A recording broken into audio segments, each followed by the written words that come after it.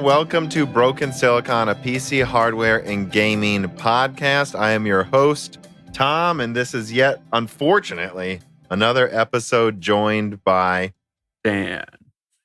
What did we used to by Ass Dan?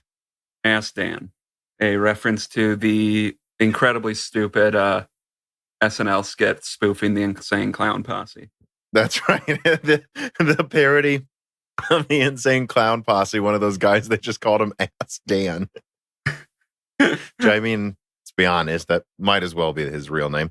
Not to insult any juggalos who listen. How are things going in the Northeast, Stan? It's been like no clouds in the sky, gorgeous here in the Midwest. Well, as you know, I've had some issues, some power issues lately. They apparently incredibly stupidly did the wiring in my apartment complex. Are those not done? No, I'm still on a giant-ass power generator. I lost power the first night, but after that happened, they just have an attendant there 24/7 just staring at the generator. So what? Has it gone out again since the second time it did? No. Okay, so how is staring at it? So I'm just wondering, does it start going out and then he cranks it, or what's happening? I'm not sure. I'm guessing. Is this guy just running on a treadmill when it goes out? I'm guessing. I don't get what he's doing. They're monitoring like the fuel levels on it so they can refuel it instantly when they have to. I don't know though. Oh, that is probably what it was then. Yeah. Sounds like the most boring fucking job possible though. Yeah.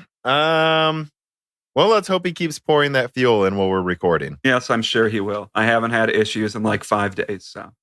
Plus, Jake's a great guy. He's a good fuel guy. Yeah, he's good. All right. So before we get into the podcast, though, I do want to just mention, if you listen to this podcast in the free feeds, whether it's on the Apple Podcast app or Stitcher, please give us a review. I looked it up. We have some nice reviews on Apple, but on Stitcher, there's almost nothing. And I've been watching the numbers, and we're getting up there. We're starting to become a decently popular podcast, but there's like almost no reviews for some reason. So I don't. This is where I just am going to shill it. Please, if you listen to us, if you're hitchhiking off the Patreon supporters, please just consider reviewing us on your podcast app. And if you do, I would hope it's a good review, considering you're listening and taking the time to review us. But listening to episode, well, we're in the double digits now. I don't remember exactly where we're at, but I think we're getting close to 20, or 20 total, not 20 with me, but yeah, we're getting close to 20 total. Yeah, so if you're not throwing us any kickbacks, consider at least scratching our back a little. Anyways. So the first thing I actually want to start with is a content, or what did I call it? No, Forum Cop video I did last week where I talked about Intel stock coolers. And of course, as I think me and you would agree, Dan, like they're terrible, especially nowadays. Intel stock coolers are terrible, but bad doesn't mean it's going to break your components, right? And that's something I still see a lot of people arguing in the comments section there, like that this weird misunderstanding that just because the cooler isn't giving your processor as much performance as it could give it, it's still not going to break it. I mean, they wouldn't sell a cooler that damaged components. Yeah, I mean, it's going to limit what you can do with your PC, but it's the whole idea that it's just like, well, you can't get to 95 or 100 degrees Celsius. I mean, it depends on the component. Will that do damage? Probably not. Will it make it crash? Maybe. I'm sorry, this is like 5G getting you cancer. It will 100% not damage the component.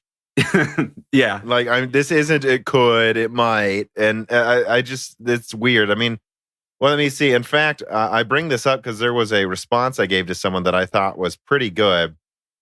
And this was from someone, I don't remember exactly what he said, but it was to the effect of like, you're an engineer, aren't you? You should know better that hot components can hurt a PC, that heat is the enemy of electronics. And I said, that's correct. I am an engineer. I've taken some pretty high level material science classes. Saying heat is the enemy of electronics, so 100C is bad, is like saying weight is the enemy of aeronautics, so this airplane should never carry luggage.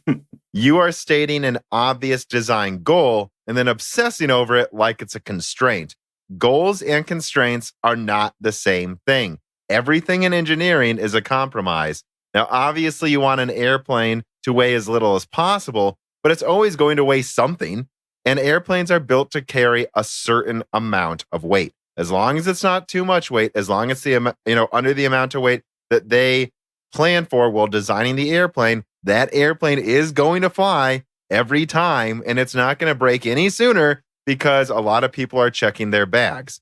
You would not cause an airplane to break earlier by allowing max luggage on board during its lifespan. Other factors will cause it to break long before any of that stress mattered, and frankly, that stress probably doesn't matter. There's safety factors. They're not going to put the throttle point next to where it breaks.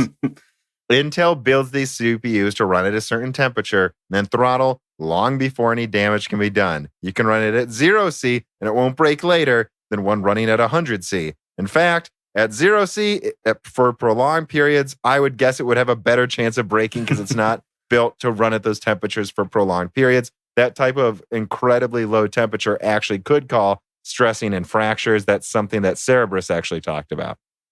Anything to add there? Not too much else to add. I mean, I while talking to you, I think the other night, I compared it to like saying, well, there's too many explosions going on in your car's engine and your car is going to blow up because there's explosions in your car's engine. Well, a car is designed to have those explosions in their engine, just like a CPU is designed around getting to a certain temperature. And some arbitrary 100-degree point that you've decided it is what breaks it doesn't mean it's going to break it. That's just something you obsess over if you obsess over it. Yeah, 100C is hot for humans. Your PC is not a human. 100 degrees Celsius isn't a magic number. Your Phenom 2, didn't it have problem? Didn't it normally throttle at like 60 or 65C and it would always crash at 70? Yeah, something like that. I haven't had that for years, so I don't remember exactly. But that CPU ran colder than Intel CPUs of that era did. Right, and that's because that was built to run at that temperature. And like the 290X was built to run at 95C. The GTX 480 was built to run at 105C. The Fury X would crash if it went above, I believe, 65 or 70 also because of the HBM on it. Like, they built all of these products to run at specific temperatures. It's not going to break. 100C isn't a magic number. It's 212 Fahrenheit. So if I put it that way, what a random number to be obsessed with. And that's what someone still disagreed with me. Is like 100C is a good round number that we all decided on. And I'm like, no one decided on this. Also, 100C is 373 degrees Kelvin. Celsius is not what scientists use. They use Kelvin, absolute zero Kelvin. And 100 degrees Celsius or 212 Fahrenheit is 373 Kelvin. That's the actual real temperature that things should be measured in if you want to be accurate. And it's like, so why not 380 Kelvin? Why not 400 Kelvin? Why not 350 Kelvin? Like, you're obsessing over one way of measuring temperature. It's not even the right way of measuring temperature if you're a scientist. Well, I mean, I don't want all of the water in my CPU to boil away, Tom, so. I know, it doesn't boil. And to the people that say it will damage surrounding components, no, it won't. It's not like because the CPU is 100C, everything next to it is 100C. It's nowhere near that. And those components are built to certain temperatures as well. Like if your capacitor on something breaks, well, then whatever you bought had shitty capacitors. It wasn't the CPU's fault. Yeah, I mean, it's just what temperatures do your components work at? That's what you should be targeting. Don't target some arbitrary number that you've decided is important because 100 degrees Celsius is where water boils. That's the only thing I can think of where people always come up with that number. Yeah, we don't know why Intel chose 100C. And I think their newer ones, they actually chose 90 or 95 and their newer laptop chips just because it does run more efficiently at lower temperatures. And then they don't care on desktop. They just crank up the voltage. So, I mean, again, like they chose that temperature for a reason. Don't worry about it. Just keep in mind that if you're using an Intel stock cooler, that thing's going to get loud. I think the noise is what you should be complaining about. And that fan, I will say that fan on the stock cooler will break after, like, I don't know. I've seen some of them last long, But I know our cousin's broke after like 4 years. I guess using an Intel stock cooler for 4 years, it's like a $3 cooler, I believe someone told me. Yeah, I mean, get an aftermarket cooler if you can. Yeah, but just because you don't doesn't mean it's going to break it. Doesn't mean you're These breaking are two different things. Yeah. All right, but I wanted to talk about that. I thought that'd be a fun discussion. So, all right, let's get into the news. The first story is Intel Comet Lake, which is actually everything I reported in Whispers of Comet Lake 6 months ago.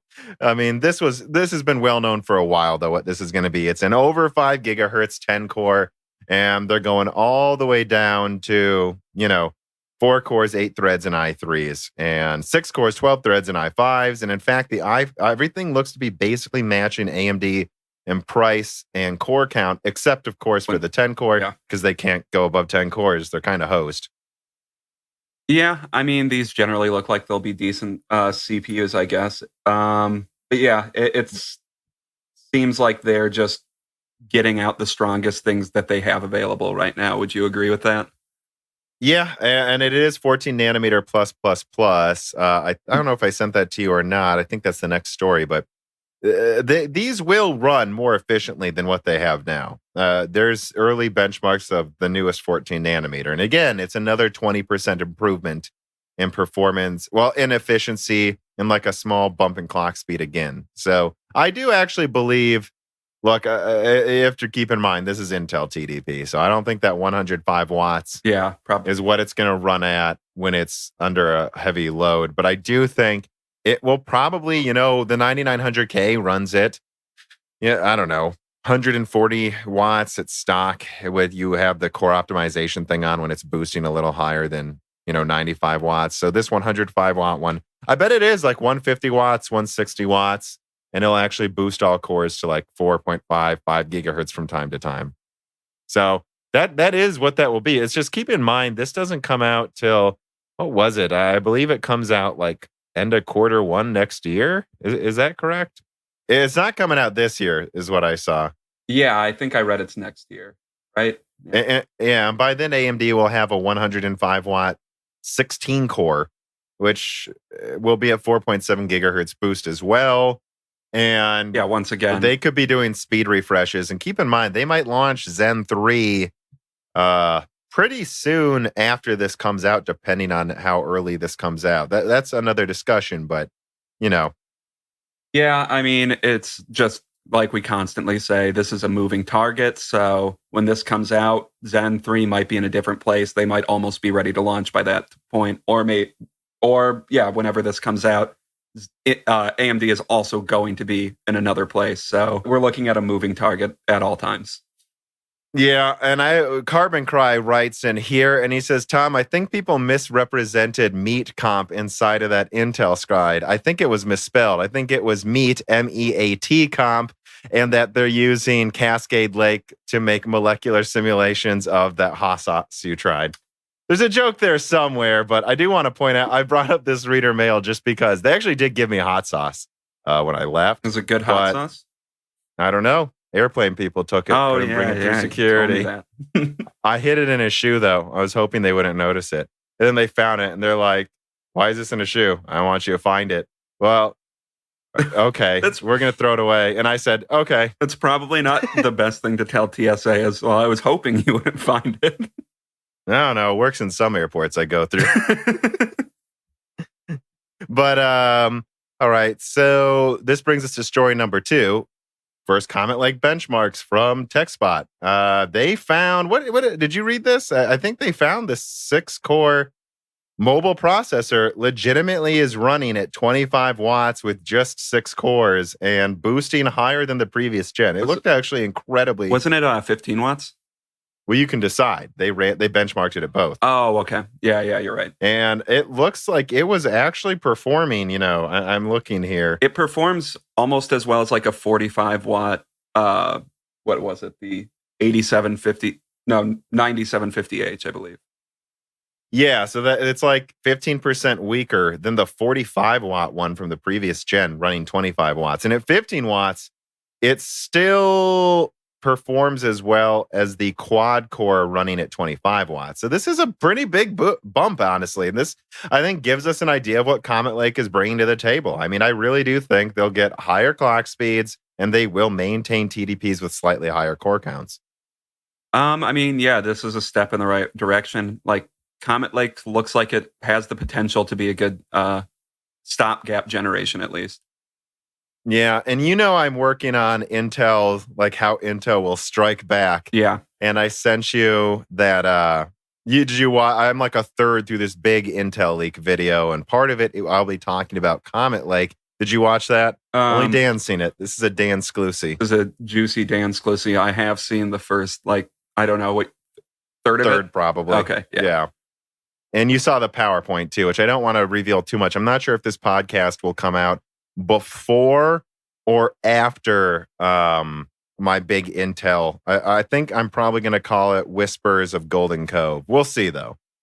Yeah, it looks like they might have decent stuff coming a year to a year and a half from now. I guess. Like some really decent stuff. When you say decent, you mean able to beat Zen 3 decent. Yeah, something that's... so not decent, performance crown taken. Yeah, something decent in the next 6 to 8 months, and then maybe a Zen killer in a year and a half to 2 years. Who knows, though, what the timeline is. That's going to be a bigger discussion after I have that video come out. I would say, I guess one thing I want to say, though, with Comet Lake, this looks great for laptops. I mean, I still don't know if AMD is going to be able to keep up, honestly.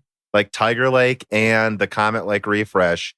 Wouldn't you agree from what I showed in the slides that Tiger Lake looks incredibly impressive, too? Yeah. And so I think AMD is going to have some trouble getting into mobile. Zen 3 may be slightly better than what they have next year, but only slightly. And I think that Meet Comp thing Carbon Cry brought up, which is Intel talking. I don't know, did you see that? And they literally had a slide. That was an internal slide that they were showing. Basically try to buy Nvidia. I mean, not Nvidia, buy AMD out of the market. Right? No, they had a slide where they showed something they called financial horsepower. They showed AMD's yearly income. No one's buying AMD. No, that's not what sorry, I didn't put that correctly. Like the amount of money they have, they can flood, essentially. And that's kind of the argument I'm going to make is if what I'm seeing coming out next year is really as good as it looks. And again, I want to be clear. The last third is actually kind of a devil's argument to the devil's advocate to the devil's advocate of me going, now, do I even actually believe this? I believe this is what they're working on, but do I believe they'll succeed? And it's, Intel's failed at so many things. I will just say, I would need to see it to believe it. And I believe it might be true. I really do think this could all happen. Like and it's because I'm told Intel really is firing on all cylinders now. They're acknowledging that they made mistakes. That's what I needed to hear. They're acknowledging internally that they made mistakes in all meetings. And I'm like, okay, so that's what I wanted to hear finally. Yeah. Because if you heard internal discussions last year, it was like even mid-level management was still just completely disregarding AMD for whatever reason. Which is crazy to me because I think they should have been at least freaking out a little bit at Zen 1. Yeah. Like it shouldn't have taken the end of Zen Plus. Yeah, exactly. Basically, which by that, basically Zen 2 rumors to finally wake them up. Like, what the heck? But so I guess, more to come on that. And I guess what I'm saying, though, is I wouldn't buy Comet Lake, guys, outside of laptop. Laptop, maybe, right? But on desktop, if you have a 9900K and you're an Intel fanboy, no, you want to wait for Golden Cove in 2021. You really do. They're going to 2 higher cores and higher clock speeds. Just wait for the other platform they're going to want to make you rebuy. Yeah. God knows you don't want to have to buy a new motherboard every year, too. Or maybe you do. You're an Intel fanboy. You guys seem to get off on that. All right. Number 3. Speaking of good yields, let's talk about bad yields. There was a leaked, not really leaked, but a Chinese website benchmark, the R5 3500X. Now, this is a 6-core, 6-thread R5 processor that seems to be not launching in the US. At least there don't seem to be any plans to do it soon. Did you read this? Yeah, I mean, I'm curious why they aren't. I mean, I guess it could be bad yields. It looks like it would have been a decent competitor to the 95 not 95, 9400F. So, I don't know. Yeah, it would have been better than the 9400F, but I'm not sure that's really saying a whole lot there. I mean, the thing that I found interesting was that it actually used more energy. Like, so this must just be like the dirt, the shittiest of the shittiest yields. Well, I mean, yeah, 6 cores, 6 threads. That means they're not even using a full chiplet, and doesn't have hyperthreading. Yeah, so they turned that off too. So to get even more, to keep it within, a 95 watt TDP, or I guess they say 65, but it certainly seemed to be using more than that. Yeah, it was 65 watt. I didn't see the power reading. I guess this would be cool though, for the fact that this would probably be a $150 PCI 4.0 CPU. So I don't know who would need just 6 cores though if they need PCIe 4.0. So yeah, I don't know that this makes any sense to bring to the US. I mean, especially when you can now get a 2700X for under $180. Like, are you kidding me? 16 threads of Zen Plus or 6 threads of Zen 2. I'm taking Zen Plus. Yeah, maybe they just deemed this was a pointless product to bring to market. Yeah. I would almost wonder why it makes any sense in any territory. I keep saying this. I really think they should keep making 12 nanometer products that are 6 cores or maybe even 8 cores that just perform not as good as Zen 2, but probably are really cheap to make. I mean, that wouldn't be necessarily a bad idea.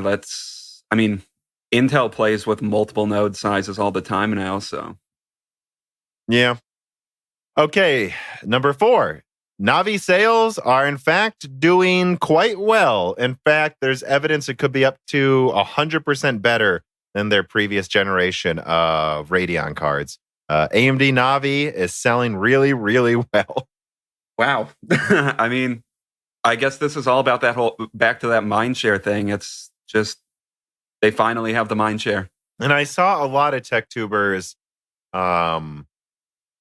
especially in a lot of the larger channels, just like, surprisingly, Navi is selling well. I'm just like, when are people going to get it through their heads? AMD merged with Radeon, or ATI. And then once that happened, everything was tied to the more important component. Everything has the CPU as like the brain. Like, everyone thinks of the CPU as the most important part of a PC. So if AMD CPUs are junk, they're going to think of all of their products as junk. And I think that's starting to happen at Intel too. I think that's something Intel should worry about. They make all these SSDs and different types of products and wireless cards, which I still think they're like easily gold standard on. But yeah, and soon to be graphics cards as well. But yeah. And people are going to see these as budget products if your marquee product isn't doing well. But it's doing very well. AMD's is doing incredibly well. And so people are buying Radeon. And I just remember that one video I did.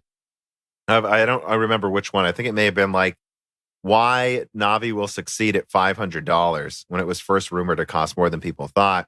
And I had this whole slideshow of showing people holding, like, building PCs and like Radeon graphics cards. I'm like, when they build, they're going to choose Zen 2 and they're going to go, it's AMD that I want to check first, not Nvidia. Why would I not check AMD first? I'm buying an AMD processor. And that's exactly what's happening here. And in fact, remember, they started outselling Nvidia the quarter before Navi came out. So it's no surprise they're doing even better now. It's like, and again, the fact that they were doing it a quarter before Navi even came out should tell you it's not about the card. It's about the Mindshare. Now, it's obviously both. If Navi was $600, no, I don't think it would be. But, all things equal, it's half of its Mindshare. Yeah, I mean, it's just funny when you bring that up, that no, it really does just start with Zen winning people over. And then they're like, oh, well, I guess I'll check AMD. What cards do they have now? I guess that's great for AMD, and I do think the 5700 and 5700 XT are good cards. Oh, yeah. Especially as the 5700 is now, which I tweeted this, $290 with 2 free games. Comes with Borderlands 3, and I think it's you choose either Borderlands 3 or the new, I think it's a Bethesda game, right? It's like the Outer Worlds. And maybe Breakpoint too, which apparently Breakpoint isn't something you probably want, apparently. That's a bit of Recon Breakpoint, right? It has a 58 on Metacritic. Yeah, that was unfortunate. That's like, I wouldn't have been surprised if it got like a 70, but wow, 58, huh? mean, that's like a Rotten Tomatoes 40 or 30. Yeah, I guess that's not the next stupid co-op game we get. No, we'll just have to keep playing Borderlands, which I think we're fine with. Yeah, but yeah, back to the 5700. Yeah, I mean, at 290, I mean, come on, guys. And I think that's where it's going to go to. I think the 5700 is going to gravitate towards 300. And I think you're just going to see the 5700 XT maintain its $400 price point pretty well. I mean, it beats a 2070. It's like 5% weaker than a 2070 Super. So at that level, I mean, it's $200 cheaper, right? Yeah, I mean, with the current levels of price levels we have right now, that's a good buy. Now, with the one thing people say is, well, Nvidia can do RTX, and Edward Go. Wait, how do I say this guy's names? Edwig, do. I have no clue. And EDUAGDO writes into us, just like you can if you support us on Patreon, and he says, how about ray tracing and AMD GPUs? I wonder whether the big Navis are going to be 7 nanometer EUV based, because the process is already shipping to customers as far as I know. Well, first of all, big Navi, again, I've always said there's 2 bigger Navis, and there's going to be more and more. The next one coming, I believe, is just a little bit bigger than a Radeon 7 and should be around a 2080 Ti performance. And I don't believe that has custom ray tracing hardware. It could, but everything I'm seeing, right, is that there's no evidence. No source I've talked to has mentioned it. Literally none of them have. So I don't think it's going to be custom ray tracing hardware. But if we go to story number 5, there's a lot of rumors that in December, AMD is going to do an update that brings ray tracing to RDNA 1.0. I guess first, what do you think about it? Because I'm just skeptical on how good ray tracing can even be in general right now. So I think you kind of asked me 2 questions. I think the first one you asked me is how good can it be on AMD? And I think it can be, I think no one should hope for it to be better than what Nvidia's is. But I think it's reasonable to think that it could be competitive in a price performance perspective. In other words, I don't think the 5700 XT, though it is about as strong as a 2070 Super, will be as good as a 2070 Super at ray tracing. But I do think it could be 2/3 as good, because it is 2/3 the price. That's kind of how and that's based on that path tracing mod for Minecraft.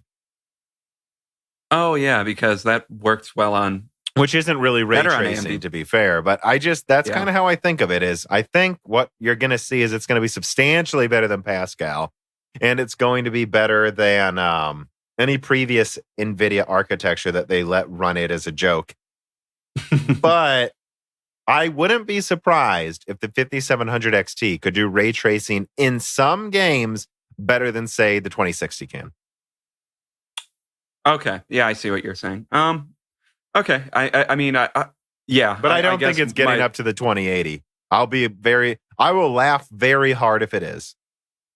Yeah, I guess that was my skepticism, is I don't think this is just going to make RDNA better at ray tracing necessarily than what the 2070 can do. I doubt it, but it has a lot more. It's very, it has some new functions in the architecture that are pretty impressive. And so I just think, it'll be in between Pascal and Turing. I don't know where it will be in there. Yeah. I would say the most you should hope for is that it's, again, like 5700 XT is 2/3 as good.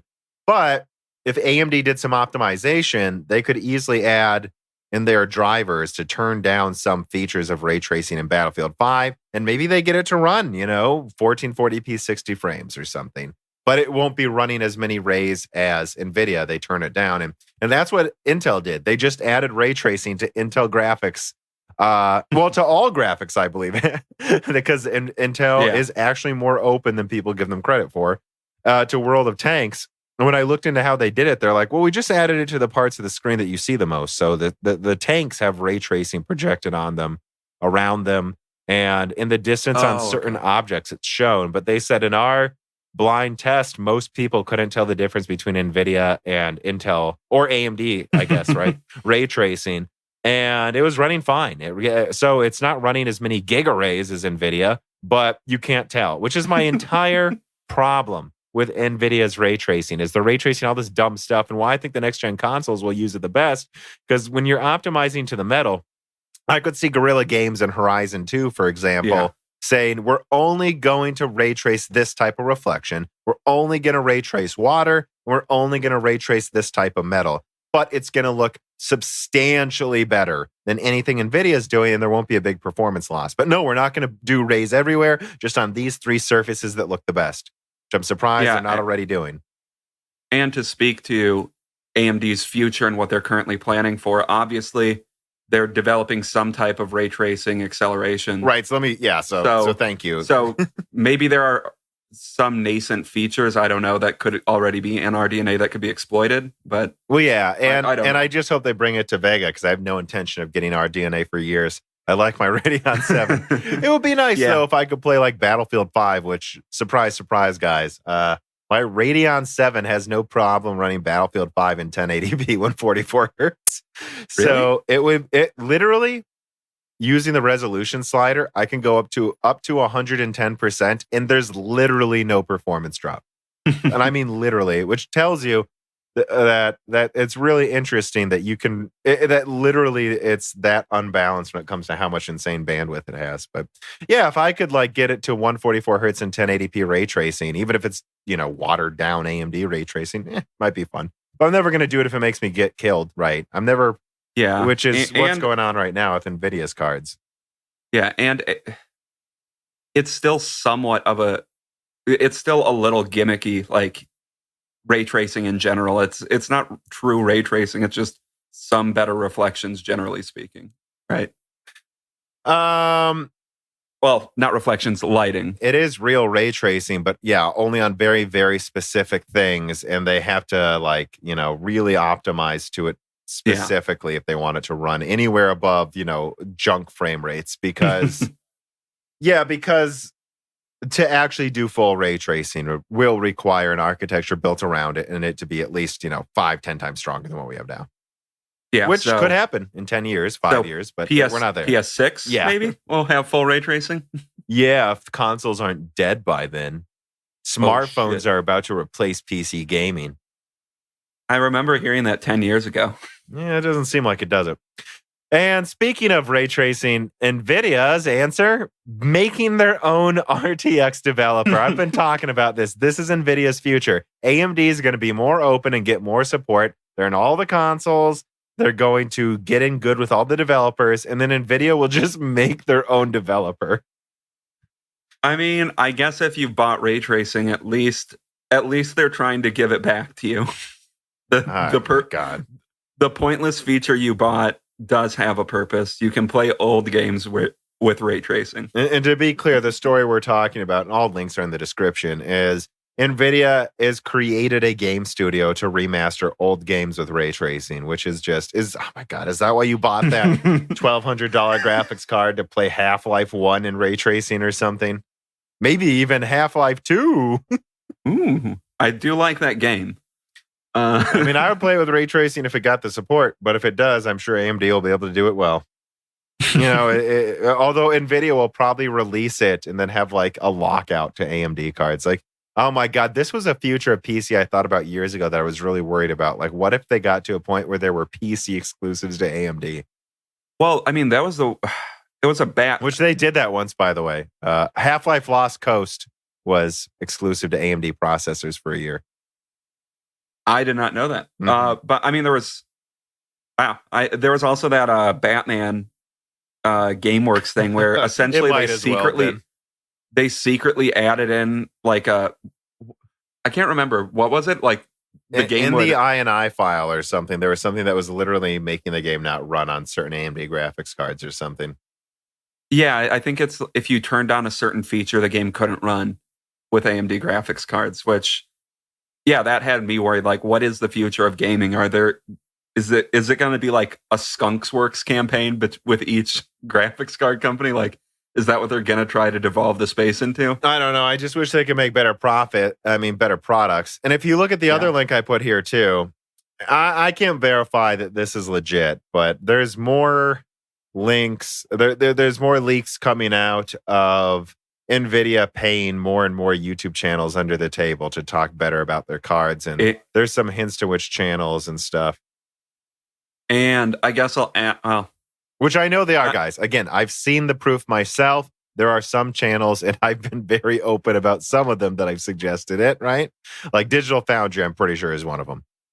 Is literally getting bribed to talk badly about AMD cards. Literally, you have channels where it's like, don't take their opinion on anything then. Because if they can compromise that part of their opinion, I can't. Like that, I don't go to Digital Foundry anymore because you waste of time. It doesn't matter how good some of their content is. And I do say that some of their content is really good, but they've just compromised themselves. They do all of those, like Digital Foundry. Are they the people that do like all the PS4 versus Xbox One graphics? Yeah, and those are really nice. Yeah, those are good. Those are good videos, but maybe Sony should pay them off to make Xbox look worse. To only show the best segments of the game or something like that. Yeah, which is clearly what they did with the Navi launch. Or just have a PS4 logo in the corner if they're ever showing Xbox content. Yeah, just like zoom in. Again, just so people know what I'm talking about, go watch the 5700 XT review on Digital Foundry. It was the funniest thing I've ever seen in my life. Anytime AMD was winning a benchmark, they minimized the screen showing the game running, and they zoomed in on that pompous dipshit who runs the reviews. And he just goes, and this is why you should really want ray tracing in the future. And in the background, AMD has the 5700 XT beating the 2080 in Battlefield 1. And then he zooms in on The Witcher, and he's like, but here we are in The Witcher, and it's not as good in this game. And then he zooms out again in another game where the 5700 XT is beating the $700 2080. Or I guess at the time, then $800. And he starts talking about ray tracing again. Like, what a dumbass. Does make me almost think, like, what if some of these YouTubers are just, like, secretly trying to, like, say their actual opinion, but they can't because they're afraid of getting locked out? Like, every time I'm winking. I've seen some videos where they, like, really, really emphasize AMD really well at one part, but then they put in all the stuff you can tell the NDA Nvidia sent some of these people. Like, I have seen that too. I won't say which channels. It's just so sad. And the good news about Moore's Law is dead is everyone hates me. So this will never get any support from any of them. and to be clear, what we're talking about is a person on Reddit that claims to be a semi-big tech channel, and he made his account which again, I there's no proof I have on this one. I have proof on the other one. This one I'm not sure. Okay. Yeah, I mean, without outside verification, it does make me a little apprehensive. The claims a little bit, but it does seem like this could definitely be true. And I've seen evidence from other channels that it seems like some channels are worried about being blacklisted. And I've been told that by some smaller channels too. I'm not saying they're getting paid. It's just they might be threatening a blacklist, which I'm sure a lot of channels rely on being given access to these cards to actually put the content out that they need to make. And that's one thing I want to say is that's never going to happen with us, ever. Yeah. I actually thought about it, right? We'll get to it later, but literally it sounds like the new Threadripper and 3950X come out on my birthday. And I was thinking about it today while walking the dog. I was like, here's the problem though. If AMD sent me any of those CPUs for review, first of all, I would tell them it has to be an ITX or micro ATX motherboard they send, because I'm not bothering with the test rig thing. So, I never really intend to be a big testing channel, but also, like, I would be very open to them though. I'm going to do the review I want to do. And my review would just be, what does it feel like going from a 6700K to a 24 core Threadripper? And I'll do a few benchmarks, especially focusing on gaming and rendering. But that's all I'm going to do. I'm not going to hit every point you put in any review guide. I'm not going to say this has to be great. What I will do is give my honest opinion, though, and I'll tell you I'm inclined to say your thing is good, or I would tell them ahead of time I'm inclined to say I don't think it's going to be as good. So if that's not, and I want to keep it. So if you send it to me, I have to hook all this up and install Windows. I have a day job. I don't have time to do all of this. So that's what I would say is, yeah, I'll take these gifts. I don't think there's anything wrong with that. I want the CPU, send it to me. But I would have to be very upfront with them that I'm not going to do any review guide. And it's going to be the review I want to do. So I don't know if I'm ever going to be sent anything. I was thinking of that today. And I kind of hate benchmarking giant. I like overclocking, but I kind of hate professional benchmarking. So yeah. Well, yeah, I could see that being incredibly tedious. But yeah, that was just the last point I wanted to make on this is the issue with like reporting on you have to the companies you're trying to criticize, you also have to you're working at their pleasure. They can decide to just blacklist you and then you have to buy all of your stuff now. And if you're like not a huge benchmarking channel, it's just they might not be able to afford to do all of that. And it's just yeah. I can feel for the people, I guess, that I'm saying that do decide to shill for Nvidia a little bit just because, well, what else are they going to do? Let their channel fall apart completely? It's just between a rock and a hard place. Well, there was this one point where me, Paul, and Chris all had videos come out on like the same day about this, which is not odd. We do that all the time. But I think Chris said it very well. I really like what he said. He's like, and so here's what I'm going to say. I talk to you other channels and you creators on these other channels, some way bigger than me. And I'm not going to share this because if I shared it, it would give away my source. But I know what you're doing. I just want you to know. I won't name any names, but he like looks into the camera. I know what you're doing. I know what you're doing. And it's obvious to a lot of your fans what you're doing. And that's all I have to say is I know what you're doing and I hope it's worth it. And I can't say it better than that. I think Chris nailed it with that point and good old gamer. And I'll say I'll never do that. I've been very open. Some people get mad at me for admitting this. I'll happily accept gifts or money. Send me money. Go for it. But I'm never going to promise anything for anything I'm sent, people. That's what I want to be very clear about. And I promise you, no matter what they send me, even if I keep it, I'm never going to promise anything in return to AMD, Intel, Nvidia, ARM, Xingpeng, whatever else comes in the future. Isn't that what they were? Xingpeng? Oh, no. I can't remember the name of the company right now. Start with a J. Anyways, let's move on to number 7. Speaking of ray tracing in December, supposedly the RX 5500 is also coming out around then. Great segue, right? I nailed it. Great. Great segue. Uh-huh. So did you look into the specs of this graphics card? I think I've talked about it a few times on my channel. Yeah, I mean, it's a low-end graphics card, right? Like, right. It's 128-bit GDR6, 8 gigabytes of RAM, probably a 4 gigabyte option, probably a 150 for the 4 gigabyte, 200 for the 8 gigabyte. This is something that I think I put here in the notes. It literally looks like a more efficient 590. Like a 140 watt 590. And what's funny is the mobile version of this card uses like 75 watts. So they're definitely giving us the dregs on desktop from what I'm told. But yeah, I mean, it's a 1660, except 8 gigabytes RAM instead of 6, and it will be cheaper. So that's cool. Yeah, I co-sign buying that then. Yeah, I mean, and if it really is 150 for the 4 gigabyte version, I mean, there you go. The RX 590 is a fantastic 1080p 144 hertz card.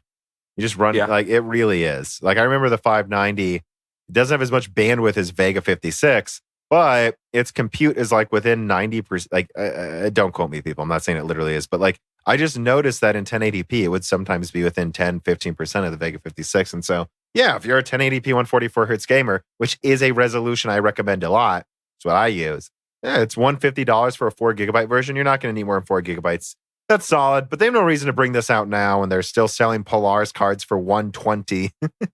Well, yeah, I mean, I'm assuming they're trying to get through all of those stocks before they release any of their lower end SKUs for Navi, right? Yeah, and what I'll say about that too is if you want to get Polaris, again, guys, people keep saying, I just wish there was a solid 1080p card for cheap. And I'm like, yeah, it's been out since, 2016.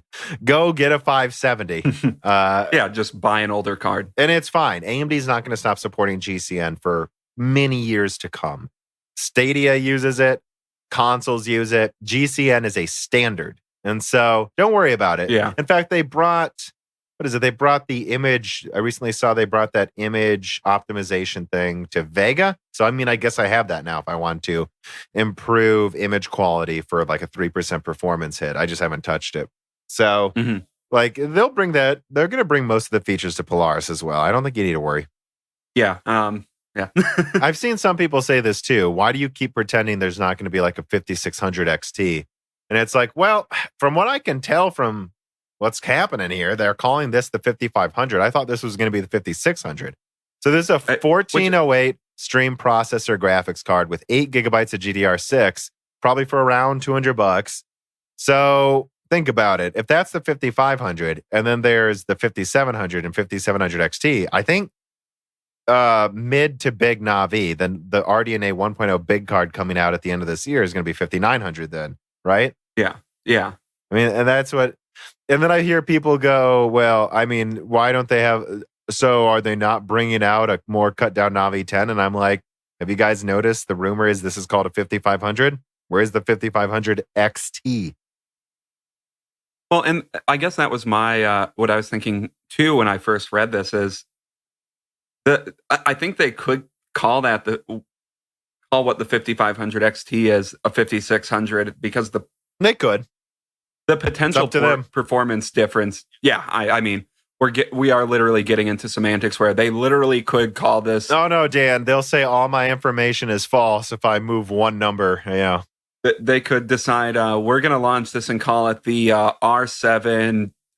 Turd bag. Like they could do that last minute. And I mean, that would be a better naming scheme than the R9 285. So yeah, it's based on what it looks like the performance difference might be. Sounds like they could call it a 5600 and then maybe segment if they potentially could segment and add in a 5500 XT later. But I guess I don't know what their full lineup, so this is my argument too. Like when I look at the 5500, which is 1408 stream processors, 128-bit GDR6, I'm like, this should be like 40%. I mean, yeah, it should be like 60% weaker than the 5700. So like in between that, there could be a situation where they have a 1792 stream processor Navi 10 card, and they just use like the slowest GDR6 they can get. Mm-hmm. And even though it's 256-bit, I still think it would be 20% weaker. It'd be a lot stronger than the 5500, like up to 40% stronger, but it'd still be 20% weaker than the 5700. So, I mean, I don't know. They could totally do that. This whole rumored 5600 XT, which I have been told they designed. They have designed a 1792 SP Navi 10.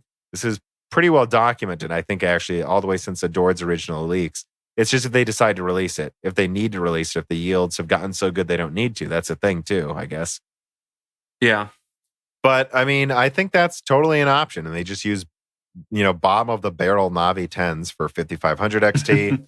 and to the people that are like, why are they disabled? Why are they, because the full Navi 14 die is 1536 stream processors. So going to 1408, why would they do that? It's like, well, that's what they did with the 460. Remember the RX 460 and the RX 560? Like they launched the RX 460 with some disabled compute units, and trust me, they will use the full best yields on some Apple product or something. Yeah, I mean, it's just a matter of what can they sell. Like if they can disable certain cores or release the full die, they're going to do it to some extent, right? I don't know. Yeah. All right, let us move on. I snuck this one in at the end. Number 8. PSVR2 leak comes out yet again, and this is something I talk about in detail in the last episode of Broken Silicon. Wi-Fi 6 is a huge deal. It's basically zero latency Wi-Fi, obviously not zero, but they say pretty much almost exactly as good as Ethernet. And it can project within a room, and that means they can use the Wi-Fi 6 card to communicate with PSVR2 and use it for VR gaming. And yeah, PSVR2 looks like wireless. There's some cameras on the VR device so that it can do a better job of sensing where it is in the room. In fact, an interesting part of this article I saw is that it can use the dual front cameras to let you look where you're walking. Like if you want to press a button quick and make sure you know where you are in your room, which I like that idea. For a second, I was confused about what they were talking about with like, what was it called? Transparent mode. Then I realized, there's 2 cameras. So what? Just position where your eyes are, I guess? Yeah. The thing that confuses me a little bit with the cameras is, so the cameers are being used to track your position? Yes. Is that how that's how they triangulate? Because it'll be substantially more accurate if the cameras also have, if the VR device on your head also has cameras on it doing its own, calculations as to where everything is. It's actually a significantly more accurate method than putting shit around you. Why would you put stuff around the person watching them when you can just have everything tracked from where your head is? Well, because my thought would be that there needs to be some type of anchoring thing, like the PSVR tracks where you are relative to 3, 4, 5, 6, whatever. However many they want. I don't think they're ever going to do that, though. At least if I worked at Sony, I would tell them not to. I'm never going to do this thing that Vive did, where they set up this square in your living room. F that. I don't want to set that up. What they might do, though, is still have the front camera with the Move controllers, and then also put cameras in the headset device so it can kind of tell. Because again, I'm not setting up a square in my room, guys. Well, yeah. I mean, and even with just the motion tracking they had with PSVR1, it was pretty accurate, I would say. I didn't have super huge issues while using it. I mean, so hyper accurate and maybe allowing for faster movement with PSVR2. Right. So they have a dual camera in the front now, just they do currently with current PSVR. And so you have 2 cameras at your TV looking at you, and so it can see in 3D. And then they just add 3 more cameras to the headset or something. Yeah. And that should be enough. And it's again, guys, it's wireless. So there'll be a charging station. You put it on your head. And everyone goes, wait, how is that going to work? No, everything I've read is Wi-Fi 6 is literally low latency enough to have the PS5 run the game locally and send it to your headset without it having noticeable latency, like 1 millisecond or something. And they say that's just good enough where it's totally worth removing all the wires. I mean, yeah, and that's the big thing with Wi-Fi 6 and 5G. That's the big revolution, is just eliminating latency at close distances with wireless technology, where it just being able to send that much data that quickly over wireless. Yeah, and I only bring this up now because I want to point that out again. I just think this is really cool that this is coming maybe next year, but I somewhat wonder if they'll launch this after the PS5 comes out. Yeah, I mean, I guess. I don't know, though. I don't know. For some reason, my intuition is that it was going to come out in March or April of the year after it came out. I think it's a good idea. Reagan, I think Chris on Sacred Symbols said that, which we plug that podcast a lot, it seems. But that's one of our favorite. Hey, Sacred Symbols is a good podcast. It's actually not a PlayStation gaming podcast. It's just a good gaming podcast. Yeah, that has an emphasis on PlayStation. Yeah, an emphasis, but they play Xbox and stuff. But no, that's what he said. And first, I guess I don't know if that makes any objective sense, but that intuitively makes sense to me why they would do that. Just release the next big thing 5 or 6 months later. Yeah, I'm just thinking of it right now, actually. I don't think it makes sense to launch it at launch. You don't want to be here's this $400, let's say, VR device. Well, maybe it's 300. Who knows? But, it's 1440p per eye, 120 hertz. It has a battery in it. I don't know, at least 300. Well, how many people are going to be spending, I would assume, minimum price for the PS4 is $400. Max, I would say, is probably $500. PS5, you mean? Yeah, sorry. PS5 is going to be $400 to $500. PSVR2 is probably going to be... And I like this number. This is a doofus number, but it's no. If it was up to me, depending on the performance and cost, I'm the highest you go is $529. I think that's just low enough that no one would freak out. But the second you go to $550, they're going to compare it to the PS3. I think $529 is the highest they could go. Although $499 is obviously the magic number for the level of performance they're targeting, I think. But yeah, so I think what you're going to say, right? If you bring out a $500 device, do you really want to announce a $400 device with it? So what we're asking you to spend $900, and even if that's not really what it is, some sites are going to spin it as Sony asking you to pay $900 next gen. Well, also, so what I was about to say, though, is what I just thought of is, and do you really want to just launch it at launch? They're already trying to have a huge launch lineup when the console comes out. Do you also want to tell developers we need 4 VR games at launch? I mean, that's also true. It seems like most of Sony's major devs are know what they're doing right now. Yeah, they're not VR games, is what I've been told. So I think it would make sense to launch VR the year after and just like, or yeah, I think I like the next Christmas. Like maybe you just do a price drop to $450 and then you're like, here's a $300 VR device and we have these launch games. Like I think it makes sense to spread it out at least like you say, at least to like March or 6 months. You got to spread it out a little. Yeah. Yeah.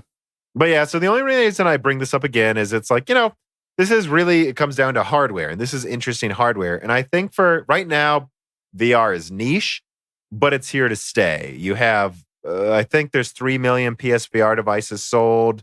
Well, actually, I looked that up. 500,000 Vives or something. Well, not Vives and Oculuses combined, or what is it? So I looked that up actually while I was listening to the Network Engineering podcast. So I remember hearing that the PSVR has about a 1 in 20 install rate. Attachment rate. So the PSVR has sold like 4.2 million units so far. So that's niche, but it's not. It's not that niche anymore. Then no more niche than a smaller AAA game. It's no more niche than Bloodborne, I guess. Yeah. So yeah, it's sold pretty well, and it's for a VR device. And it's clearly no. I'm just saying for I know, but I just want to emphasize that because I know, I know this is mostly a PC hardware gaming podcast, and it's just like you guys got to understand though. Like if you combine Oculus, Vive, everything else out there, it's not even it sounds like to me not. I believe that maybe if you combine literally all of PSVR's competitors, it's like 1 million. So it's not. I'm not a fan. I'm telling you, PSVR is the standard for VR. And so the next gen will probably be as well. So it'd be like saying, well, the GameCube is competing pretty well against the PS2. That's an equivalent argument. Yeah, that's a good comparison, as those are the number of differences we're talking about, is GameCube versus PS2. So yeah, I just point that out because I think VR is never going to go semi-mainstream, which I think the next stage is semi-mainstream. VR will be mainstream when it's wireless. When anyone can get it, the total cost is $300, honestly.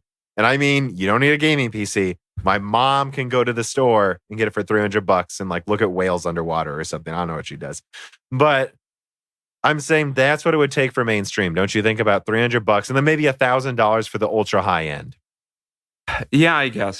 For me, I really don't know what it takes to get to mainstream because it's just, I feel like it's just a product that you're not going to want to use all the time. Like, I think the future that Ready Player One predicts is preposterous, where everyone is in their VR headsets all the time. That's a whole other podcast, Dan. You're getting off topic. Yeah, that's a die shrink. But I guess what I'm saying is I don't know what it takes for VR to get completely mainstream. But I think what I'm saying is a next-gen console that can do it wirelessly well with 1440p per eye, with a console that's as powerful as a 2080 Ti. That's what it will take for it to become semi-mainstream.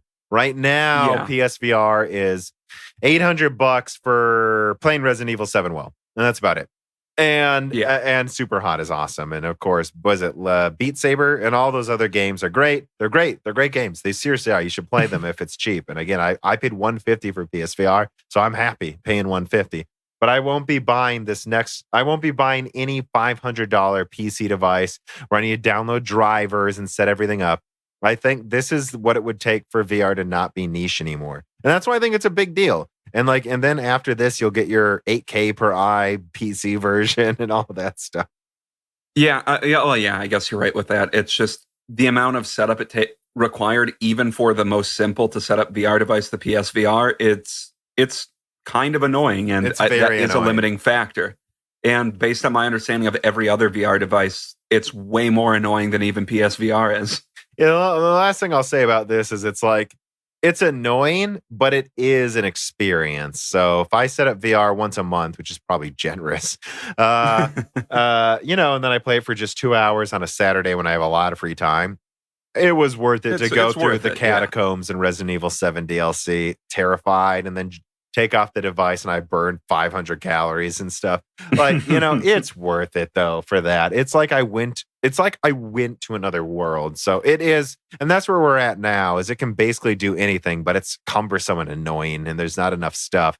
And I think the next stage will be we're to a point where even mid-level gamers, not even the most hardcore, will want this. But it won't be mainstream. Yeah, I agree with that. But if it becomes mainstream, that'll be awesome. And again, I bring it up. I know it's PlayStation, but it's like, look, I don't think VR is going to be mainstream on desktop where you need to build a PC or even get a pre-built one. And then you need to buy this $1,000 headset. Like, this is what it takes. Fixed function. VR really is kind of built for fixed function hardware because it's already annoying to deal with. So removing as many barriers as possible is really necessary right now. Yeah. Okay. Number 9. Arcturus pops up once again. I reported this a couple months ago. It was one of my famous or maybe infamous for some of them Whispers videos where I talked about how it seemed like there was a lot of evidence that there is an 8192 stream processor Vega being worked on. Did you read this? Yeah, the article is translated from Chinese, right? Chinese? Yeah. So it's a little wonky, but Google Translate did a pretty good job with this one, generally speaking, I would say. And there were a couple other sources regarding this, but this was the original one. So I do want to start giving credit to the original sources whenever I can. Yeah, and you should. That's a good practice. What it looks like is, it looks like they talk about how it could literally be 3 times the performance of the Radeon 7 II in certain rendering and like compute tasks. Which, this is mainly a big compute card, like for more professional tasks, not necessarily gaming. I think a big takeaway from this, though, is that if this is true, that means 64 CUs isn't the limit to... It never was. Yeah. They always said it never really was. That's just where it scaled best. And now that they don't need to worry, because before Vega was built for number 1, compute. Number 2, it was built for low power mobile, which is why if you look at the mobile Vega APUs, they're actually very efficient, competitive with Pascal. But then when you scale it up for gaming, it's horrible. And number 3 was AI. Number 4 was high-end gaming. 4. Even though that's number 4, they still had to take that into consideration. And so that's why they stopped at 64 compute units. It also is like, if you look at the die size, they're already at like 500 millimeters squared on 14 nanometers. So like, are they really going to go bigger than that? I mean, technically they could have, but why? And that's why, but they always said like, we can go bigger. And I think I even heard the original rumors that there might not even be display outputs for this card. Like, it really might just be like an AI and compute card. And yeah, I mean, I think they should do it. A bunch of HBM again. 128 compute units. This is AMD Unleashed. They have more money now, and they have a gaming-focused architecture called RDNA, and now they can just take GCN and continue to iterate on GCN as a compute architecture. I hope this is true, though.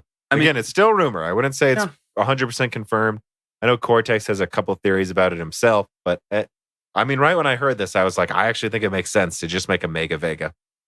I mean, it does make sense. Like, if Vega is better at compute tasks than RDNA is, why wouldn't they keep developing Vega? Mm-hmm. But yeah, do you have anything else to say about that? No, not really. All right, number 10. AMD sister architecture. Another leak, guys. I've been talking about this, how AMD is working on a sister APU architecture. This is one of the links, Dan. I've seen a couple other sources, but this one's just straight up on Reddit. And it's talking about... Yeah, what is the source from this on Reddit that I was a little confused about? Just someone who leaks stuff often. Okay. Okay. Go on. But yeah, so the rumor is that they are designing a Zen 2 APU that is still 7 nanometer, monolithic, 8 cores on a single chip. Monolithic 8 cores and I think it doesn't actually say the architecture of the GPU. It could be Vega or RDNA. I guess RDNA, but maybe not. You never know. I mean, again, this is something where people go, why don't their APUs have RDNA yet? And I'm like, do you guys remember the original APUs? I mean, they were using Phenom architecture for 2 years, and then they were still not used. Even when they added, remember, pile driver or excavator cores, they were still using the Terascale architecture pre-GCN all the way until 2013, or 14. Yeah. Like, so and their last line of APUs used Vega, didn't they? Or am I misremembering? Of course. Yeah. Okay. So, I mean, I guess they could keep going with Vega on this, but I mean, RDNA seems like it might be the superior gaming architecture. But this isn't just for gaming. This is an APU to do all types of tasks on a laptop. And let me point this out. Yeah, that's I don't know true. why people just don't get this. Vega is incredibly efficient at small die sizes. That's true. And based on this leak that I'm looking at, they're eliminating the L3 to add a GPU, correct? Which, yeah, that they'll possibly be removing some. So again, this is a L3, mostly Zen 2 architecture, but it'll be slightly different and it'll be a little cheaper to make. And what excites me about this though is that if this is true, I love the idea of I find it interesting. It's on 7 nanometer. I guess I really thought they might do like a 6-core on 12 nanometer FDX, but man, if they go to 8 cores on 7 nanometer, that's gonna be one hell of an APU. Yeah, I know, and that's what's it seems to be exciting is they do seem to keep making these APUs that have actually pretty robust CPUs and decent graphics cards on. Yeah, and it doesn't say anything about the performance. I mean, I guess this one says 50. Yeah, I mean, it just seems like we have no idea how strong the GPU will be in it, but it could probably be, I'm guessing 16 compute units at most, though. I guess I think it will be more than before, but I still don't expect them to go super big, like 24 yet. Like 20 or 20, yeah. Well, they could though. I mean, I have no idea if they'll get that to work well, but the one thing I will say is I think this will go well in some budget laptops, but this seems higher performance than what I would think of as a Jaguar replacement. Well, and maybe this is the top end of the APUs though, and they do something way lower end for it would. I don't know, like $100 or $130, like or something like that. It would blow my mind if they don't make a cheaper 12 nanometer like Bobcat replacement or a Kabini replacement thing. Yeah. And again, I would think of that as having 6 cores, maybe no hyper threading, and a GPU as strong as a 560. And then they could sell that dirt cheap. It really would surprise me, but I don't know. So far, still no evidence of AMD using 12 nanometer FDX. There's something I talked about with Carbon Cry, who's the editor for Moore's Law is Dead. And, we were both talking. He's like, I think 12 nanometer non-FinFET at Global Foundries is a really cool node. And I'm like, I do too. But this is yet another leak of a new product that's still not using it. And we know that Navi 14 isn't using it. And that was one thing I was like, they could totally put Navi 14 on 12 nanometer. Why not? Good enough for a budget card. And they still aren't. And I'm like, so I don't know. I guess all 7 nanometer, maybe Global Foundries did screw up by not moving to 7 nanometer. But yeah, I mean, in AMD, I can't remember the specifics of the contract, but there's some contract between AMD and with filling Global Foundry orders, isn't there? Kinda. Barely anymore. Yeah. Yeah. I mean, I guess as they become more removed from one another. Well, they keep getting new contracts. I mean, they don't really have to that much anymore. In fact, the new contract is they only have to fill orders for 12 nanometer, for everything above 7, because Global Foundries decided to not move to it. I don't know. Mm-hmm. And it seemed like a really shrewd business decision at first, but it's looking more and more like perhaps Global Foundries completely shot themselves in the foot. Yeah, and AMD was just completely able to develop all of these technologies on 7 nanometer. Because, I mean, think of it, TSMC.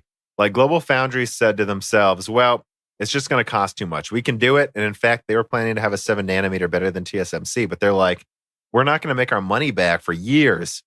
Well, TSMC now can just say, great, we're going to build new fabs. They're going to keep building new fabs and scale up 7 nanometer. They're like, good, have fun on 12 nanometer. No one's going to want your 12 nanometer. I'm not saying that's what's happening, just for everyone listening. I really worry that's what's going to end up happening to them. I don't know, though. I guess we'll see. I will say this. If I don't see any graphics cards on 12 nanometer FDX, and if the Kabini replacement, which obviously what we just talked about is too powerful to be the Kabini replacement. If the Kabini replacement is also on 7 nanometer, Global Foundries fucked up. That's where I go, oh, wow, they're not getting anything. But I guess we'll have to see. Yeah. We will have to see. All right, number 11.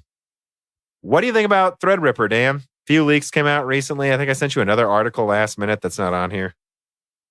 So what?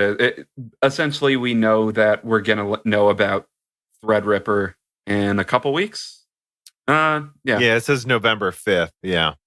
Yeah. I don't know. I'm excited to see what Threadripper has to offer. I mean, you and I talked about this. I feel like the most likely configuration is going to be 16, 24, and 32 cores or something like that. That's what I'm sorry, I didn't hear you. Are you saying that's what you think or me? That's what I think. So you also think 16, 24, 32? Yeah. I'm not sure. I think it's 50-50. What's interesting with that new link I sent you, though, is that they talk about that TRX 80 chipset some more. What I know is this: TRX 40, the successor to X399, is coming out this year. That's what's coming out. There's no leaks of TRX 80 coming out, despite what WCCF Tech is talking about. That might be coming early next year, though. And that might be what the 3990X is on. But I still just think that's weird. Because what I've read about TRX 80 is that it doesn't allow overclocking. It has 8 channels of memory. It's literally the competitor to that 28-core, 8-channel chipset Intel has. Remember, Dan, Intel has a HEDT chipset above 18 cores. And so I get why AMD would do that. Why not? They don't need to, but why not? Why not completely destroy that higher end chipset as well with an 8-channel option? But I don't get why. Do you agree that would be bizarre if they had a? So let's say this is correct. Let's say the 3960X is 24 cores and you can overclock it. Let's say the 3970X is 32 cores and you can overclock it. And then they call a 64 core you can't overclock the 3990X. Why would they do that? That would be a WX if you can't overclock it. Yeah. I think, again, that's my logic. I don't get why they would do this. What I know is I trust video cards, what they're willing to report. And they say the 3990X comes out January. I don't know. I really think it's one of two options. I think it's 16, 24, 32. And then that's it. They've just decided to only use 4 channels, memory channels for now, because it's good enough. Or it is indeed 24, 32 launching this year. And then next year they launch a 48 or a 64 core on TRX 80. I think that's it. I think that's a solid option. For me, I really think it's 50-50, guys. And I know I sounded much more bullish about the limiting it to 32 cores in my video, which I made a whole 1-hour video about that on my own because I'm like, we're going to talk about this for way too long if I don't do a video before. No, I guess I see your argument though. And there has been leaks, by the way, that the 3960X is called the 24 core, or other way around. That the 24 core is called the 3960X. Is the 39? Yeah. I mean, so if that's true, the only other option would be if the 3970 and 3900X were, well, it could be the 3970 as also a 24 core. No way. No. Yeah, that would be weird. If that happens, again, I'll be like, I guess I'm wrong, but what the hell? And again, if I look at video cards here, they say there's no mention of a 3980X. And I like how WCCF Tech thinks they're sneaky for assuming that exists. I mean, guys, I don't know what to tell you. It would not surprise me if they just have a 24 core, a 32 core, and then a 64, and that's it. Why do they need a 48 core? They don't need to launch a 48 core. But yeah, if they're skipping the 80, that does sound like they're trying to make a demonstrably different hierarchy. Like the 3990X is a bigger jump than the 3960 to the 3970. Or maybe it's just a 48 core and it gets its own platform and that's it. Yeah, so I think they could do that. I wouldn't, but they could. That's very soft evidence that it might be on its own platform, I would say. I would agree, because it's 2 steps higher. Yeah, I wouldn't bet on that being why they would call that the 3990X. Maybe they just want to call it that because it's the highest end. But I just always thought it would make more sense to start at 6. Because again, so the evidence does suggest the 3960X is a 24 core. But I just think it would make so much more sense from a logical point of view if you start at 16 and then 24 and then a 32 and then you put a 48 to crush Intel. I don't get why, because I guess the way I think of it is you want to have a $1,000 entry point. And if they make the 24 core, do they want to sell that for $1,000? Maybe. I mean, the 3900X is 500 and that's 12 cores. So why not? They could and that's what they did before, right? The 1950X was a 16 core for $1,000 and the 1800X was $500 for 8 cores. So they could certainly do that. But I don't know. I just think, wouldn't it be fun? I don't know. Fun isn't the right word. Wouldn't it make sense to have an $800 16 core as the entrance? I don't know. It does make sense. And maybe it's the 3940X, right? Or the 3955X. It's just not going to be at launch. Who knows? And I guess I don't know how they would distinguish that between like the 39. Oh, wait. Yeah, like the 3950X. I don't know how that would distinguish, like how they would, which one would technically be more strong, like higher clocked. If it was what they did before, the 1900X was an 8 core that was, used 50% more energy or so, or more, I think, than the 1800X, but it had like a 20% higher base clock or something crazy. So, or 10% higher base clock, I think. What's the point of a 48? I don't know. Do you really need it? You don't need to have a 48 core option. They might just go all the way to 64 to have it as like some kind of performance crowned Mindshare chip at the very top, because no one's going to buy any of these. Yeah, and I guess my only problem is with having something like that is I feel like it eats into what Epic is doing. Well, what their Epic and one I is. Thought about this too. The rumor for whatever it is, whatever the top one is, if it's 48 or 64 cores, is that it's 280 watts. Well, you can get like 225 watt or in 180 watt, I think, 64 cores Zen 2 Epics for $4,000. It's somewhere around there. So why would you not just get Epic? You can't overclock this either? What the hell would you buy this 280 watt Epic for? Yeah. I mean, they might sell it for half the price. Maybe that's it. Maybe they're going to sell that 64 core for $2,000, but it's the worst yields. Like maybe it's just like 3700X yields of chiplets. And they're just like taking these and they're like, yeah, it's 280 watts, but it's 64 cores and you can't overclock it. And if you want 64 cores and you don't care about power usage, here it is. I guess that might be it. And if they are doing that, there's no point in a 48 core either. It's like, this isn't for gaming, but it's a less efficient Epic, which I guess is the point. But I think I would pay extra for the Epic personally. Well, I mean, I guess if that motherboard's going to be thinking just as expensive, I bet. If you're, and also to some degree, I think if you're going out beyond 16 cores, like very few people need more than 16 cores in there. Right. And maybe you want 24 very cores. People. I kind of do. And I want them to run at maybe 4 gigahertz and use 300 watts. And I'll get a big liquid cooler and it'll be fun. But I have no need for more than that.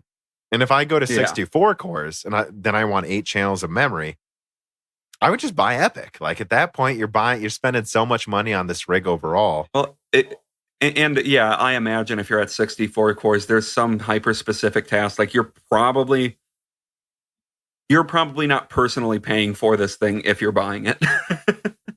Like this is for a business or research. Yeah. Right? Yeah. And so again, why not get the more efficient Epic? Why not? Exactly. I just don't.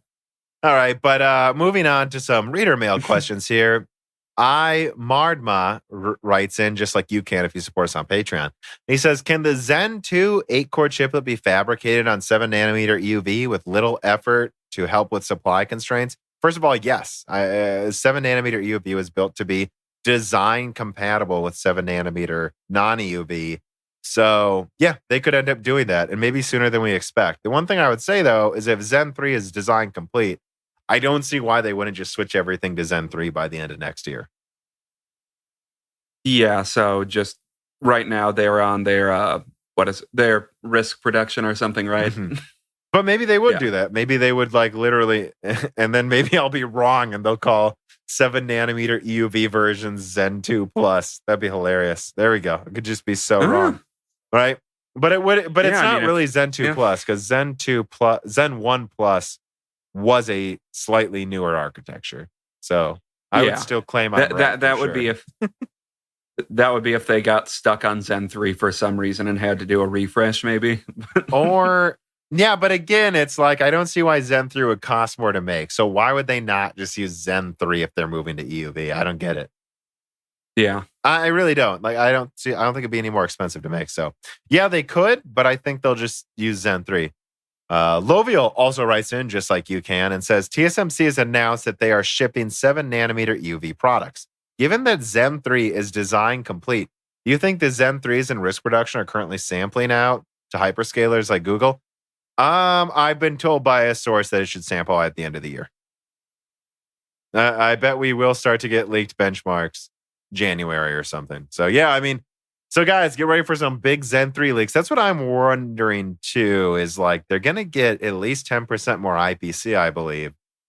It's like, Zen 3 might actually be a big gaming architecture that I didn't expect it to be. Yeah. All right, let's see. What do we got here? We got 4 more reader mail questions. We're nice enough to write in and mail these to us, Dan.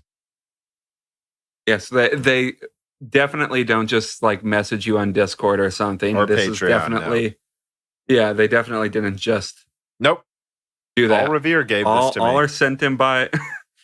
All right. Mardma again writes in and says, with regard to the decrease in performance resulting from security patches required by Intel's flaws, your data center source said that down the line, it would be more important for data centers to upgrade because of downtime, not because of cost. That the data centers don't upgrade because of cost almost ever, which is, that's something I've talked about a lot. Thus, it's easier in the short term, or at least it was, for data centers to purchase 20% more of Intel servers immediately to compensate for the 20% performance loss from the initial security problems. Once the threat of immediate downtime is removed and the data center can focus on the threat of future downtime scenarios caused by more security flaws, the switch to AMD can be managed with less time constraints. That is the long one, guys. At that point, do you agree that the downtime is more important than the money? So I think I'm just going to summarize this paragraph here.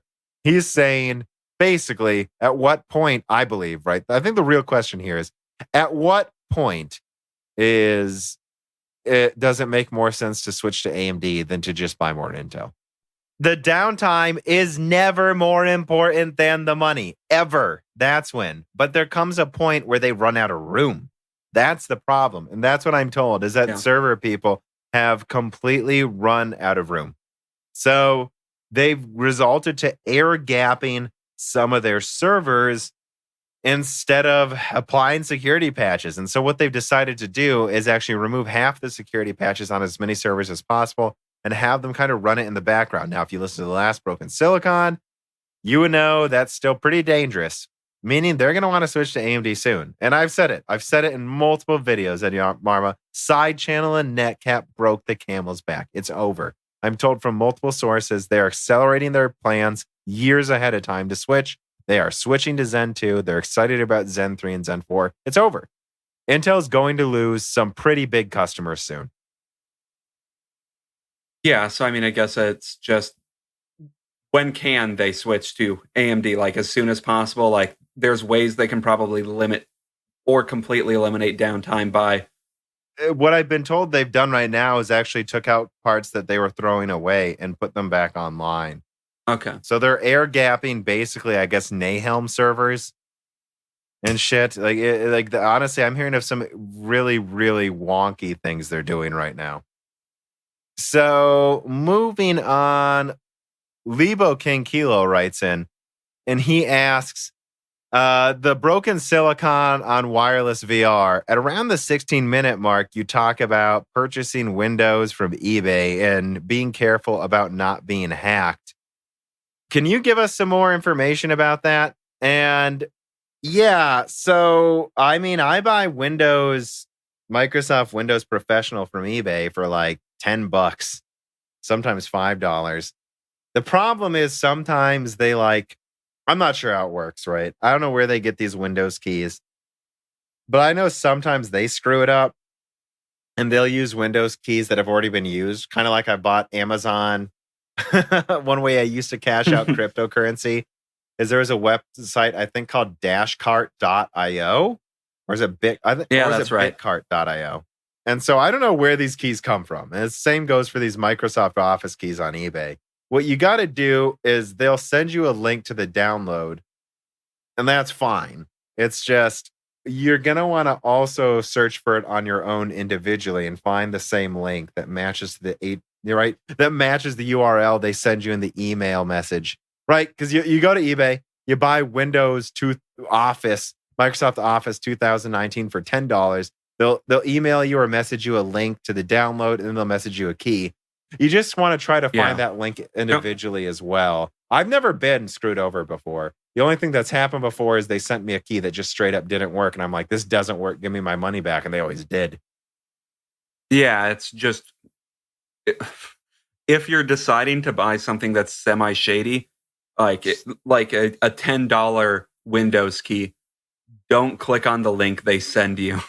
And I think most of these people aren't going to hack you. But I have seen some stories in the news. Literally, I've seen stories in the news where one big one that sold like to 10,000 people, like installed a Trojan on everyone's device and tried to steal their info. Yeah, it's just make sure that if you're going to a source to redeem something, make sure you're going to a secured source. Like, there's ways that the link they send you could be flubbed or fucked with, that they can get your own information by going to those links. Yeah, so I don't have much info besides that. I don't think it's really worth doing a video on, right? Not to mention, if I did a big YouTube video on it, Microsoft probably wouldn't be very happy. But I would just say, so this really isn't even for that. It's just if you buy any key on eBay, just be careful with the links they send you. Yeah, be careful. All right, Dan. Two more. Queen Bean 5G writes in just like you can if you support us on Patreon and says, any whispers about RDNA 2? I mean, we know it's going to be 7 nanometer EUV, and we know it's going to have hardware accelerated ray tracing, and that's going to be in the PS5 and 99% in the next gen Xbox. I mean, outside of that, I mean, I would only be able to tell you what I would do in one of my old school speculation videos I used to do when I made this channel, which is like, I mean, here's how big the die size could be. This is what it could be. I mean, I would assume RDNA 2.0 is going to be, have GDR6 and HBM options, just like I hear actually is going to happen with the big Navi right now. I hear that it might, be able to use 256-bit GDR6 and HBM2E for I guess what you will call the 5900. Whatever the 6900 XT is, I'll assume they'll use HBM3. From what I'm told, it sounds like Intel's graphics cards will use HBM3, by the way. So I guess that's actually kind of a big deal. I just admit that, at least for the professional cards. So yeah, by the time that comes out, which I think will be early 2021, I mean, that's what I'll tell you right now. I expect 80 compute units and HBM3 there, and hardware accelerated ray tracing. But none of that's confirmed. Some of it's hinted at to me, but none of it's confirmed. Yeah, I mean, and I feel like the most solid evidence we have right now is just what we know is in the PS5 and I think the Xbox One, right? Like, we know there's going to be some form of ray tracing acceleration. Oh, there's definitely going to be ray tracing in both. I think they're doing it different ways, though. I think. Okay. I mean, PS5, Sony has like explicitly confirmed that for the PS5, and I think they're suggesting that with the Xbox One, but... Well, I don't know. Yeah, but the methods they do it may be different. Okay. Remember, everyone's like, well, it's going to be the same. They're both from AMD. AMD doesn't share info. I mean, AMD didn't tell Microsoft their console was stupid. Because they can't. Which it is. The Xbox One X... No, I'm sorry, not One X. The not Xbox... One X. One X is fine. The Xbox One was the dumbest design hardware I've seen in my life. Hey, what if we take some of this die size for graphics performance and use it for not enough EDRAM? Because that's what there's multiple developers that said the 32 megabytes of L4 cache they put on there was not enough for more than like 900p. So like yeah, which is why so many games were at like 900p or variable frame or variable resolution. Like, it doesn't even matter that it helped with the bandwidth problem. It literally made it a constraint. It capped them at either 900p or, from what I'm told, 1080p with lower res textures and basically no anti-aliasing, which is what I've heard. Because I've seen some games where they're like both run in 1080p, but the Xboxes looks crazy washed out. I think that was Grand Theft Auto. I don't know. That was Grand Theft Auto, I think. Grand Theft Auto 5. I think that's what happened. All right. Last question. Oh, shit. Obi-Wan Kenobi writes in, thank you, by the way, for fighting for the Force, and says, well, I would love to know what happened to HBM3 and why HBM2E was chosen over 3. So I assume you mean in regards to the stuff I'm talking about now. I would just say it's just GDR5X, right? Like, why did Nvidia use GDR5X with the 1080? Because that's what was on the table. Yeah, I mean, is there an already pre-laid out standard for what HBM3 is supposed to be, I guess? I think so. Okay, so, I mean... But it's not... So, I think it is, but I don't think it's all finalized, whereas I'm pretty sure you can buy HBM2E now. Yeah, I know. So what I'm saying, I guess, is the specific specifications for HBM3 weren't met, so maybe they had to call it HBM2E. And remember, right? HBM2E brings half of the benefits of HBM3, like taller stacks, little less voltage, and more bandwidth. And it's like, I think it's compatible with HBM2, so you could just put it on an HBM2 design. And that was the benefit of GDR5X, is it's just like, yeah, they made the 1070, they used GDR5, and the 1080 used GDR5X. But if they were to make that use GDR6, it's not compatible. I mean, yeah, I guess that's also a big factor. That unless they design it to be like they did the 1660. Yeah. Yeah, that's also a big factor that I guess you could easily forget about if you're not one of the people designing the hardware. Yeah. I think it's just easier for them to do it that way so that they can have some that use HBM2, some that use HBM2E.